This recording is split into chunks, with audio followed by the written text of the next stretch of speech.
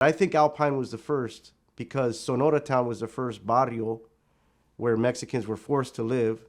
And, there was organized crime there. There's stuff in the LA Times. If you go back in the LA Times from the 1880s, 1890s, there's organized crime. I think the first pot raid in LA County was in Alpine's neighborhood in Sonora Town. So it would make sense they were the first. Dogtown, they say Dogtown is the oldest. I think they're the oldest active, but I don't know if they're the first. I've got a map, an old map of LA County, and it was before there was even any streets in Dogtown, but Alpine streets were there. So that leads me to think that Alpine's probably the oldest. Dogtown's old. Some of them that aren't even around anymore. There was a neighborhood called Amelia, which would have been an old one. Macy would have been an old one. Mateo would have been an old one. They're not even around anymore. They're just warehouses now. And then you got Eastside Clover, Clanton, Primera Flats. There's some of the older ones too. Back in those days, it was a ghetto.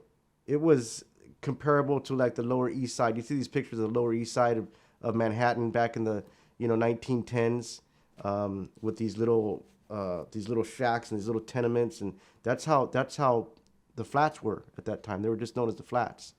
It was before the projects were ever built there.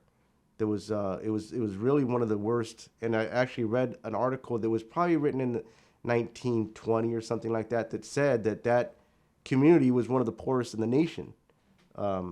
So I would say they're probably the next one on the list as far as being active. But you got Eastside Clovers right there. You got to put them on there too. Like you said, Diamond and Temple. There's some old ones that are still around. Hazard would be one of them. White Fence, more towards the 30s, the late 30s. Oyo Maravilla, late 30s in East LA. And then there's other sections of Los Angeles. There's other sections of Southern California that started to have, these barrios where the Mexicans had to live because we weren't allowed to live next to the white America. These little sections started to grow their own at the same time. So you go to San Diego and you had the same thing happening in Logan Heights. You got in Orange County, you have the same thing happening in the Logan barrio of Santana, or Delhi in Santana. You go to Wilmington, the same thing was happening in Wilmington in the harbor area.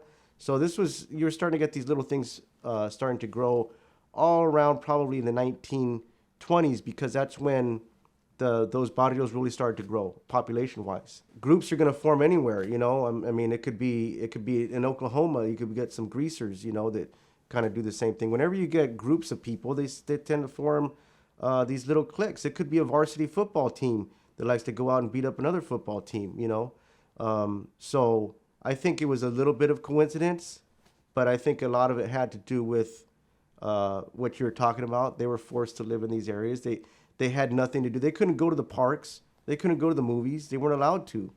Mexicans weren't allowed to go to those places, so they had nothing to do but hang out on the corner.